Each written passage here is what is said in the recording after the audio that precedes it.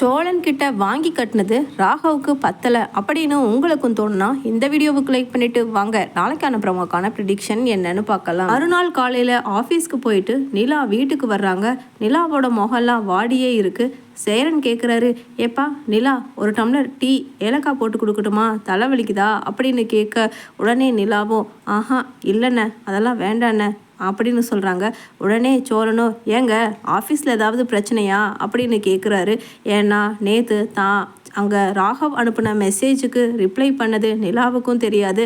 அதே சமயம் ராகவுக்கு நிலா தான் அந்த மெசேஜை அனுப்பியிருப்பாங்கன்னு எங்கேயாவது அவன் கடுப்பை நிலா மேலே காட்டிட்டானோ என்னமோ அப்படின்னு நினச்சிக்கிட்டு கேட்குறாரு சோழன். இல்லை அப்படின்னு சொல்லிட்டு முகம் சொன்னாலும் மனசுக்குள்ளே இருக்கிறத சரி நம்ம எல்லாருக்கிட்டையும் சொல்லிடலாமா, இன்னைக்கு ராகவ் நம்மக்கிட்ட ஆஃபீஸில் அப்படி பிஹேவ் பண்ணதை அப்படின்னு நிலா யோசிக்கிறாங்க. உடனே சரி இப்போ அதுக்கான நேரம் கிடையாது அப்படின்னு நினச்சிக்கிட்டு அங்கே அடுத்த நாள் கிளம்பி ஆஃபீஸ் போயிட்டு வர்றாங்க. அப்போ ஆஃபீஸில் நிற்கிற ராகவ் சொல்கிறாங்க, என்ன நிலா நான் நேற்று சொன்ன விஷயத்தை பற்றி டெசிஷன் எடுத்துட்டீங்களா இல்லையா அப்படின்னு கேட்க உடனே நிலா மறைச்சிக்கிட்டே ராகவ் என்னோட ஒர்க்கை சின்சியராக செய்யறதுக்கு விடுறீங்களா, தேவையில்லாமல் சம்மந்தம் இல்லாமல் டபுள் மீனிங்கில் என்கிட்ட இப்படி நடந்துக்கிறது சுத்தமாக பிடிக்கலன்னு ஏற்கனவே நானும் உங்ககிட்ட வார்ன் பண்ணிட்டேன். அதுக்கப்புறம் சோழனும் உங்களை நான் சொல்ல விரும்பலை, அவமானமாக இருக்குது நினச்சா. அப்படி அசிங்கப்பட்ட பிறகும் இன்னொருத்தரோட ஒய்ஃப்னு தெரிஞ்சதுக்கப்புறம் எப்படி உங்ககிட்ட இப்படி பிஹேவ் பண்ண முடியுது, ஒழுங்கு மரியாதையா நான் கேட்டபடி என்னோட சர்வீஸ் சர்டிஃபிகேட் ப்ளஸ் என்னோட எல்லா டிகிரி சர்டிஃபிகேட்ஸ் நான் இங்கே சரண்டர் பண்ணியிருக்கிறத எனக்கு ஒரு 1 மந்த்துக்குள்ளே திருப்பி நீங்கள் கொடுத்தே ஆகணும் ராகவ் அப்படின்னு சொல்ல அங்கே ரொட்டேஷன் சேரில் உட்காந்துருக்கிற ராகவ் அப்படியே டேபிள் மேலே இருக்கிற குளோபை சுற்றிக்கிட்டே பெருசாக சத்தமாக சிரிக்கிறாரு. என்ன நிலா நீங்கள் 1 இயர் கம்ப்ளீட்டாக இங்கே தான் இருக்கணும்னு பாண்டில் சைன் பண்ணிட்டு தான் இருக்கீங்க, அதை மறந்துட்டீங்களா அப்படின்னு சொல்கிறாரு. உடனே ராகவ் கிட்ட நிலா சொல்கிறாங்க, ப்ளீஸ் ராகவ் அப்போ என்னோட ஒர்க்கை இங்கே என்ன பண்ண விடுங்க, அதை விட்டுட்டு தேவையில்லாமல் ஏன் இப்படி என்னோட பர்சனல் லைஃப்பில் ரொம்ப சீட் பண்ணி சீப்பாக நடந்துக்கிறீங்க அப்படின்னு சொல்லிட்டு சொல்கிறாங்க நிலா. பதிலுக்கு ராகவ் சொல்கிறாரு நிலா கிட்ட, இதை பாருங்க இப்படி தான் இருக்கும் இனிமேல், இன்னும் நீங்கள் 8 மந்த்ஸ் இங்கே ஒர்க் பண்ண வேண்டியது இருக்குது. அந்த 8 மந்த்ஸும் என்னோட டார்ச்சர் நிச்சயமாக இருக்கவே செய்யும். அதனால் நீங்கள் வெளியிலையும் போக முடியாது. இதுக்கு ஒரே சொல்யூஷன் என்ன கண்டுபிடிக்கலாம் சொல்லுங்கள் நிலா, வாட் இஸ் யுவர் ஆன்சர் அப்படின்னு சொல்லிட்டு திமிரா பேசிக்கிட்டு உட்காந்துருக்கான் ராகவ். அப்போ நிலா இவன் முகத்தில் காரி துப்பலாம் போல இவன் பேசுகிறதும் நடந்துக்கிறதும் இருக்குது, கடவுளே இப்படி ஒரு சோதனையா எனக்கு அப்படிங்கிற மாதிரி நிலா நிற்க உடனே ஹலோ மிஸ் நிலா உங்ககிட்ட தான் கேட்குறேன், what is the solution for this அப்படின்னு கேட்குறாரு. உடனே நிலா சொல்கிறாங்க, அதான் நான் என்னோட டெசிஷன் என்னங்கிறத சொல்லிட்டேன். நீங்கள் சொல்கிற மாதிரி உங்களெல்லாம் என்னால் லவ் பண்ணவும் முடியாது, கல்யாணம் பண்ணிக்கவும் முடியாது. என்னோட ஹஸ்பண்ட் சோழன், நாங்கள் 2 பேரும் கணவன் மனைவி. இப்படி இருக்கும்போது எப்படி எங்களை பிரித்து நீங்கள் என் கூட வாழணும்னு நினைக்க முடியும் ராகவ் அப்படின்னு நிலா பேசுறேனே. ராகவ் சொல்கிறாரு, okay okay cool cool cool Nila, நான் வேணும்னா இதுக்கு ஒரு சொல்யூஷன் சொல்லவா, பேசாமல் உங்களோட சர்டிஃபிகேட்ஸை நான் திருப்பி ரிட்டர்ன் பண்ணிடுறேன். பை த பை நீங்கள் எனக்கு 10 lakhs ரிட்டர்ன் பண்ணணும். ஏன்னா அதுதான் அக்ரிமெண்ட் படி பாண்ட் நான் உங்களுக்கு கொடுக்கும் பொழுது ஜாப் உங்களுக்கு ஆஃபர் பண்ணும்போதே கொடுத்தது அப்படின்னு சொல்லிட்டு சொல்கிறாரு ராகவ். உடனே நிலா திரும்ப திரும்ப என்னை டார்ச்சர் பண்ணாதீங்க ராகவ் அப்படின்னு சொல்லிட்டு வெளியில் கோபமாக போயிடுறாங்க.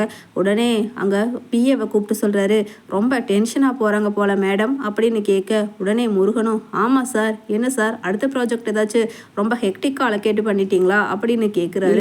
இல்லை மிஸ்டர் முருகன், இனிமேல் தான் டே பை டே அவங்களுக்கு ஹெக்டிக்கான ப்ராஜெக்டை அலோகேட் பண்ண போகிறேன்னு சொல்லி நான் சொல்லேன், அதை கேட்டுகிட்டே பயந்துட்டு இப்படி போயிட்டாங்க அப்படின்னு சொல்லிட்டு சிரிக்கிறாரு அங்கே ராகவ். உடனே நேராக வீட்டுக்கு போகிற நிலா, நடேசன் ஏமா நிலா என்னமோ மாதிரி இருக்க, நீ இப்படி இருந்தனா குடும்பத்தில் இருக்கிற எல்லா பசங்களுமே முகத்தை வாழ போட்டுட்டு தான் இருப்பானுங்க, நானும் 2-3 நாளாக பார்க்குறேன், ஏன் ஏதாவது பிரச்சனையாப்பா அப்படின்னு கேட்குறாரு. உடனே நிலாவும் சரி வீட்டில் இப்போ யாருமே இல்லை, நம்ம அங்கிள் கிட்ட இந்த பிரச்சனையும் சொல்லுவோம் அப்படின்னு சொல்லிட்டு அங்கே கயத்துக்கட்டலில் உட்காந்துருக்கிற நடேசன் காலுக்கு கீழே உட்காந்து நிலா அழுகிறாங்க. உடனே நடேசன், என்னம்மா ஏன் எனக்கு பொட்டை புள்ள இல்லாத குறையா, உன்னதாம்மா பெத்த புள்ள மாதிரி நினச்சிக்கிட்டு இருக்க, என்னம்மா இப்படி பொசுக்குன்னு காலில் விழுந்து அழுகிறியே, என்னாச்சு, இது நாள் வரைக்கும் உன்னை தைரியமான பொண்ணாக பார்த்து இப்போ தைரியம் இல்லாத பொண்ணா இப்படி அழுகிறத பார்க்குறதுக்கு என்னால் முடியலம்மா, என்ன விஷயம்னு சொல்லு, ஒரு துளி கண்ணீர் உன் கண்ணில் வரக்கூடாது, நான் இருக்கேன், இந்த நடேசன் உன் அங்கிள் இருக்கும்போது நீ எதுக்கும் கலங்கக்கூடாது, என்னன்னு சொல்லுமா அப்படின்னு சொல்ல உடனே உடனே அங்கிள் அந்த ராகவ் இருக்கான்ல, அதான் என்னோட கம்பெனி எம்டி, அவன் என்னை தேவையில்லாமல் டார்ச்சர் கொடுத்துட்டே இருக்கான்.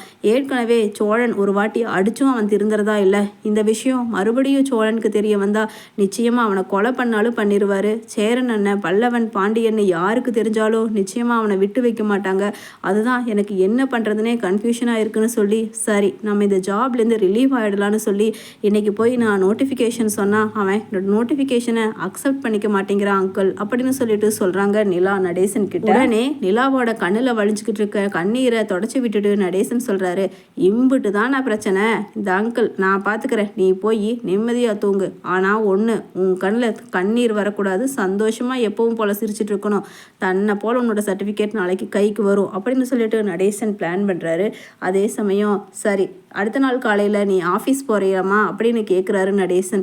உடனே நிலாவும், ஆமாம் அங்கிள், அவன் வேற ஒரு வருஷத்துக்கான ப்ராஜெக்டை ஒரே மாதத்தில் முடிக்கணும்னு சொல்லி என் தலையில் அவ்வளோ பெரிய ஒரு டிஃபிகல்ட்டான டாஸ்க்கு கொடுத்துருக்கான் அப்படின்னு சொல்லிட்டு நிலா சோகமாக கிளம்பி போக, உடனே இல்லை நீ இன்னைக்கு ஆஃபீஸ் போக வேண்டாம், லீவ் போட்டுரு அப்படின்னு சொல்கிறாரு. உடனே நிலாவும், அது எப்படி அங்கிள், என்னோட சர்டிஃபிகேட்ஸை தான் அவன் திருப்பியும் தரமாட்டான், பத்தாததுக்கு நான் கம்பெனிக்கு போகலைன்னா என் மேலே தான் தப்புன்னு சொல்லி மேலே ஹையர் அஃபீஷியல்ஸ் கிட்ட என்னை பற்றி பிளாக் மார்க் ஏதாவது போட்டு வச்சுட்டா கடைசியில் என்னோட சர்டிஃபிகேட்டை ரிட்டர்ன் பண்ணும்போது நிறைய டிஃபிகல்ட்டிஸ் நான் ஃபேஸ் பண்ண வேண்டியது இருக்கும் அங்கிள், அதனால் நான் போகிறேன் அப்படின்னு சொல்லிட்டு போகிறாங்க.